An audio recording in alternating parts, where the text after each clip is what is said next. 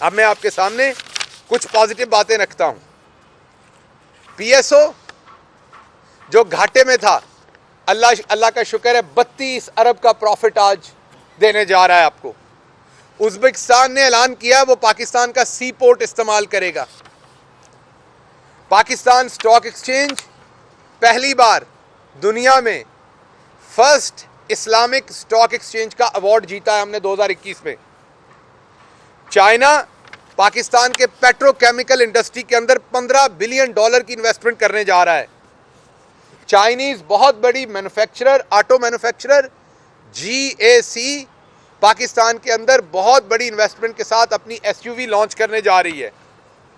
Hydro power में पाकिस्तान ने 2021 में रिकॉर्ड बनाया है, हाईएस्ट जनरेशन की है 8,854 मेगावाट। गवादर के अंदर नया एयरपोर्ट बन रहा है जो 51 बिलियन रुपीस की लागत से बनने जा रहा है। पाकिस्तान के अंदर जो रेमिटेंसेस के इनफ्लोज हैं वो रिकॉर्ड सतह पे रहे हैं 2021 में, और अभी भी वो रिकॉर्ड कायम और दायम है। PIA जो है उसने दमिश्क के लिए 22 साल के बाद दोबारा फ्लाइट शुरू की हैं। वही PIA जिसकी हर जगह से फ्लाइट्स बंद हो गई थी, अब वो दोबारा अपनी फ्लाइट शुरू कर रहा है, दोबारा गेन कर रहा है अपनी स्पेस, दोबारा वो राउट जो है वो स्पेस गेन कर रहा है दमिश्क के अंदर 22 साल के बाद। लफ्तांजा जो है वो 13 से 15 साल के बाद दोबारा यूरोप की one of the best airline है, जर्मन एयरलाइन है, ये दोबारा पाकिस्तान में वापस तशरीफ ला रहे हैं क्योंकि वो सोचते हैं कि गवर्नमेंट की पॉलिसीज अब बेहतर हैं।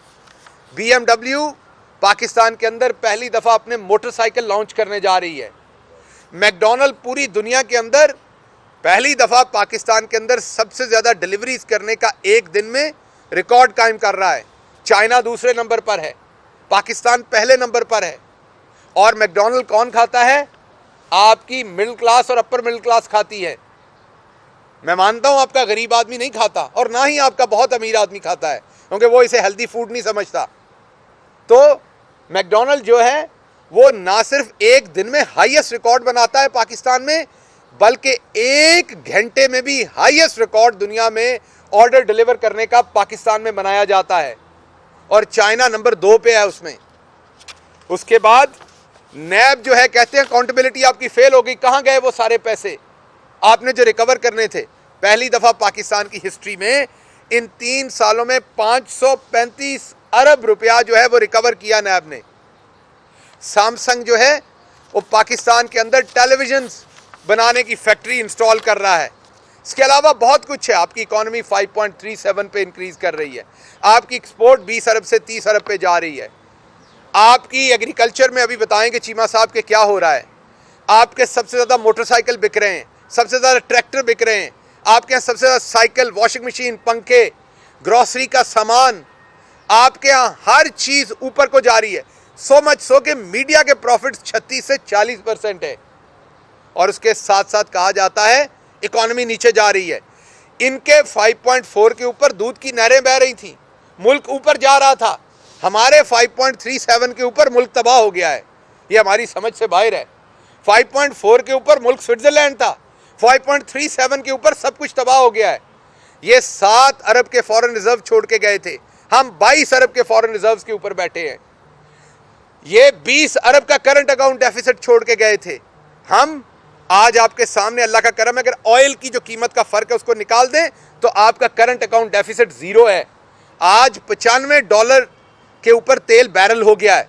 कल को अगर पेट्रोल की कीमत हुकूमत को बढ़ानी पड़ेगी क्योंकि इंपोर्ट हो रहा है, डबल से ज्यादा कीमत हो गई है, तो कहा जाएगा महंगाई बम, पेट्रोल बम फेंक दिया आवाम के ऊपर। कोई हल बताइए और क्या करना है? टैक्स तो हमने सारा छोड़ दिया है, अब तो टैक्स नहीं ले रही गवर्नमेंट।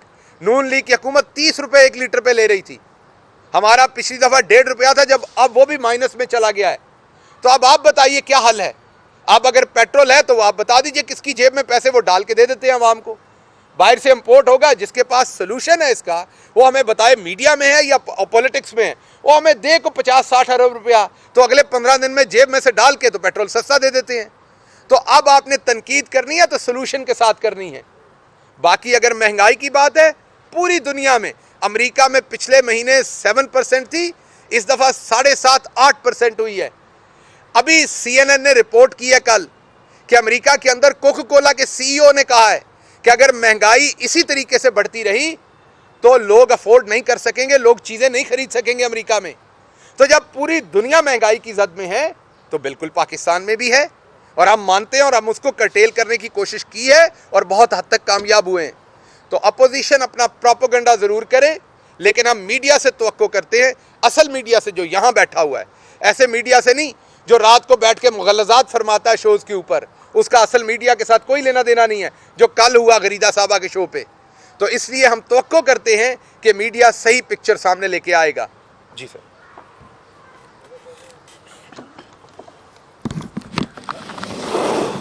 बिस्मिल्लाहिर्रहमानिर्रहीम। मैंने 2-3 अहम बातें करनी है। पहली बात तो ये कि पिछले साल हमें बहुत बड़ी सक्सेस मिली एग्रीकल्चर में।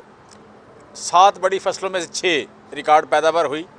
गंदम की हम कह रहे थे रिकॉर्ड पैदावार है, लेकिन चूँकि पता है हमारे यहाँ ज़हीरा अंदोज़ी काफ़ी शदीद होती है, ये बड़ी तेज़ी से होती है।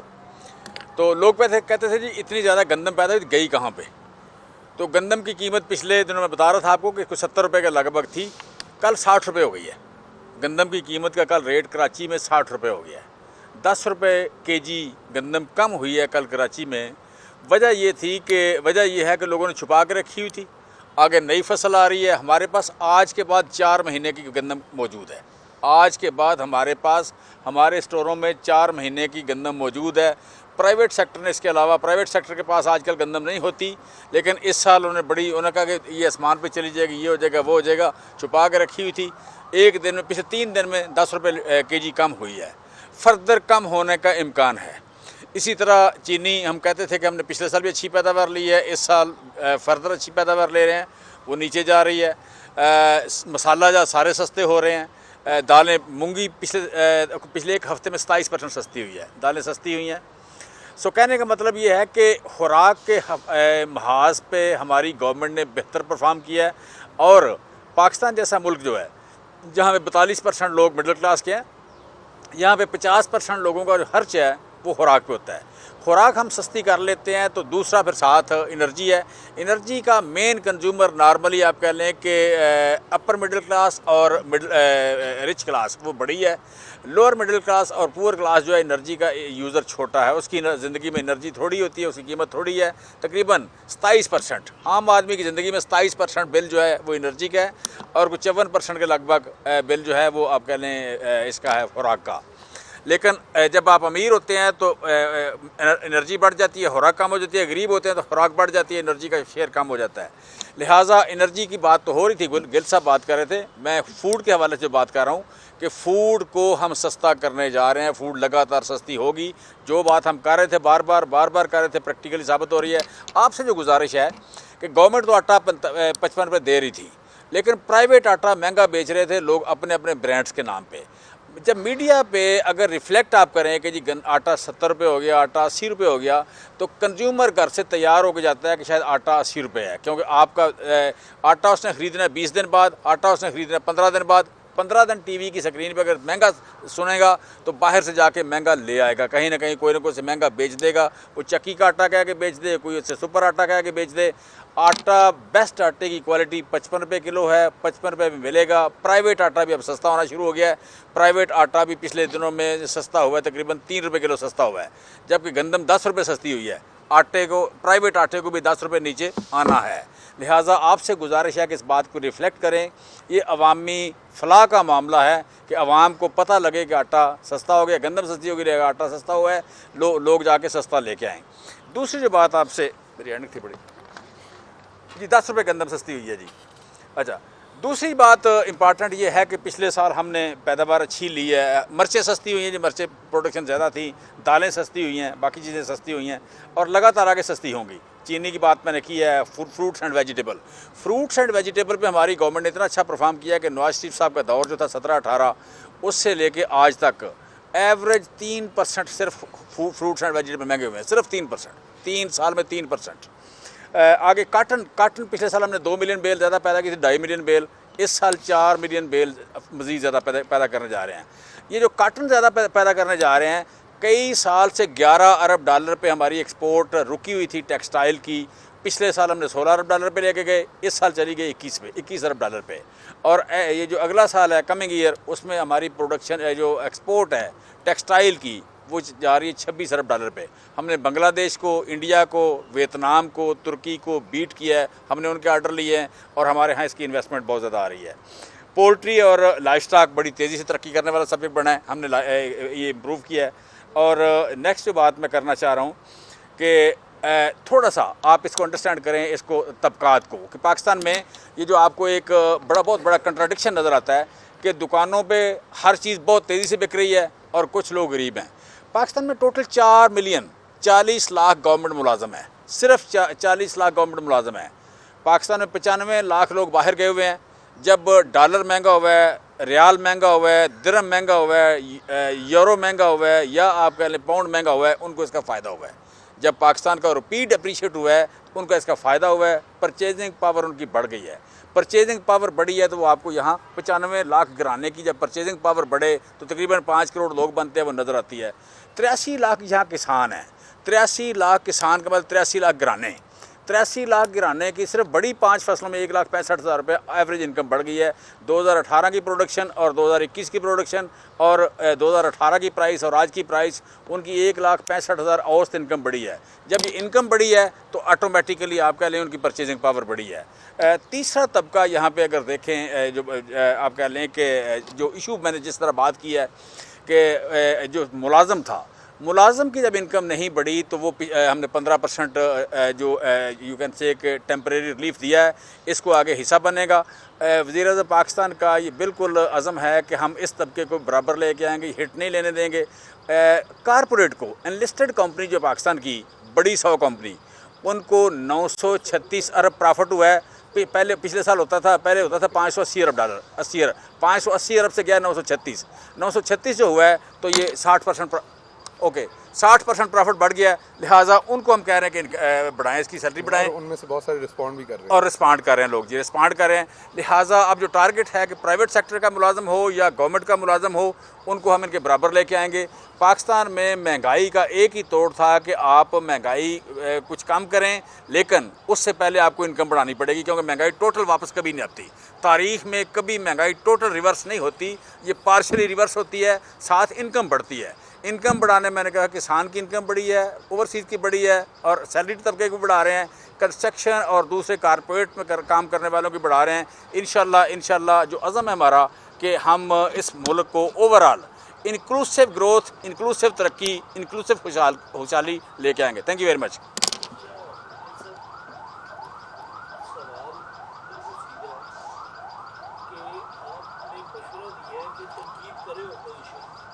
लेकिन हल्के साथ इस वक्त अपोजिशन आपके तहतियों को मिल रही है।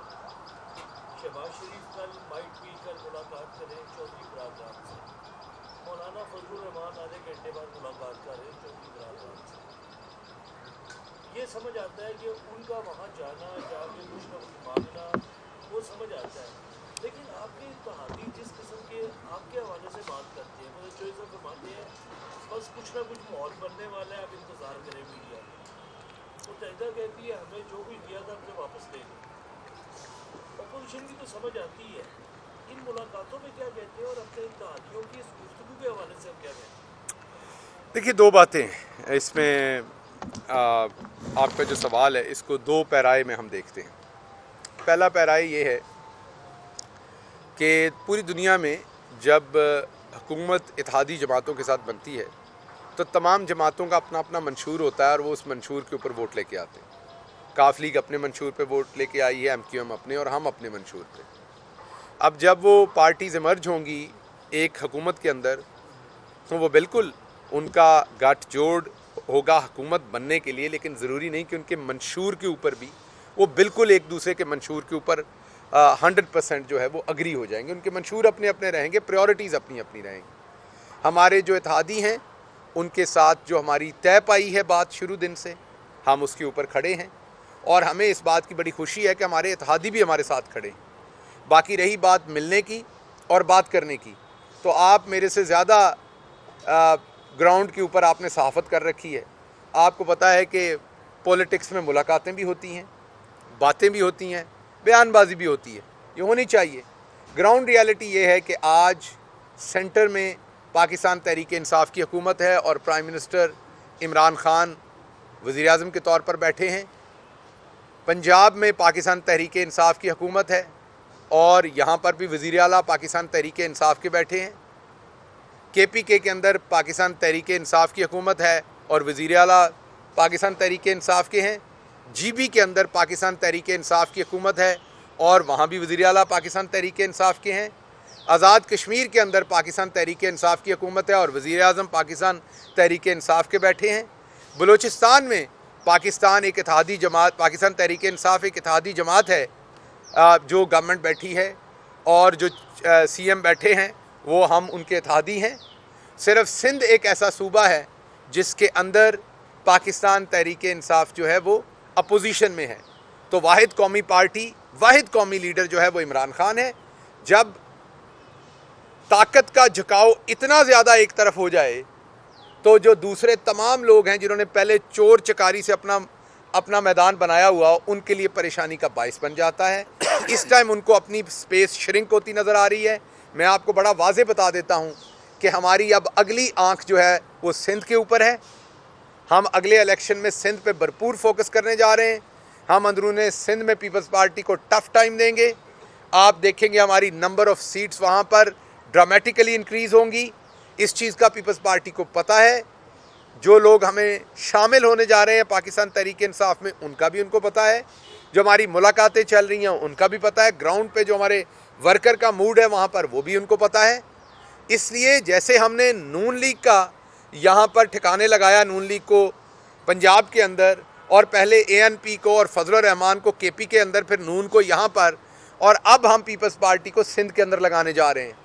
इस सारी सिचुएशन से लोग खाइफ हैं और वो जैसे आपने देख रखा होगा कि बारिश आने से पहले जो हब्स होती है उसमें फिर लोग इधर से उधर भागते हैं, तो वो वाला इस टाइम समा है। अब वो अपनी पई हुई है। कल की आपके सामने एक वीडियो आई थी, मैंने शेयर नहीं की थी। हम TV के हमारे एक भाई हैं समर अब्बास साहब, सहाफ़ी हैं, उन्होंने अपने ट्विटर पे शेयर की थी। उसमें जो ख्वाजा साद रफ़ीक थे, राना सनाउल्लाह थे और जो दूसरे दोस्त थे सारे, वो ऐसे लगा था उन्हें मार के बिठाया हुआ, वहाँ मजबूरी में बैठे हुए हैं। उतरे हुए चेहरे थे, परेशानियाँ यहाँ थी, बहुत ही ज़्यादा तकलीफ़ में मुब्तला थे। मेरी अल्लाह सुब्हान ताला से अपील है कि वो मोहम्मद मुस्तफ़ा सल्लल्लाहु अलैहि वसल्लम के तफ़ैल इनकी हालत पे रहम करें, इनको शफ़ाए कामला दें, इनको थोड़ा सा जो है इनके अंदर जो दर्द है उसको कम करें और इनके अंदर जो पैसे की हवस है उसे भी कम करें। शहबाज गिल साहब, ये बताइए कि आखिर ऐसा क्या हुआ कि आपकी जो बाप पार्टी है, MQM है, मुस्लिम लीग काफ है, इन सबका अचानक एकदम से ज़मीर क्यों जागा? अपोजिशन की जो हमें समझ आती है वो हुकूमत मुखालिफ तहरीक चलाने के लिए बहुत कोशिश कर रही थी, ये अचानक इत्तेहादियों को क्या हुआ? देखिए, जो MQM की बात है उस बात को आपको बड़ी समझ आने वाली बात है। वो इस टाइम नबरदज़मा है सिंध के अंदर, जो एक बल्दियाती निज़ाम, ज़ालमाना बल्दियाती निज़ाम उनके ऊपर मसलत किया जा रहा है। डेमोक्रेसी में जब भी कोई चीज़ गलत होती है तो ये आपका हक होता है आप सबके साथ बात करें। वो सबके साथ बात कर रहे हैं। ये बल्दियाती निज़ाम के ऊपर वो अपनी मदद मांग रहे हैं, वो सबको इकट्ठा कर रहे हैं। मेरे ख्याल में इसमें वो कुछ गलत नहीं कर रहे। हम उनके साथ गिला तब करें जब वो हमारे साथ जो उनका इश्तराक है उसके ऊपर जाके किसी से बात करें। वो एक पार्टी है इंडिपेंडेंट, खुद मुख्तार पार्टी है, हमें उनका एहतराम करना है जैसे वो हमारा एहतराम करते हैं।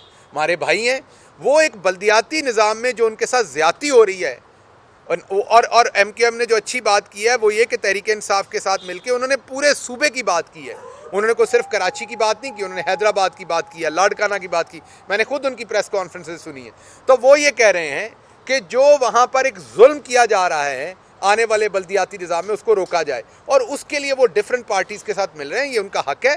मुझे इसमें कोई ऐसी ज़्यादती उनकी नज़र नहीं आ रही। तो ये चाय की प्याली में तूफ़ान तो है फ़र्द जुर्म आयद होने के खदशे के तहत, और इसमें कुछ नहीं है। अब आप दोस्तों से इजाज़त लेंगे क्योंकि अंधेरा हो गया है। आपका बहुत शुक्रिया। मैडम, वो आपको नहीं कहा था, आप गलत समझी थी, अपोजिशन को कहा।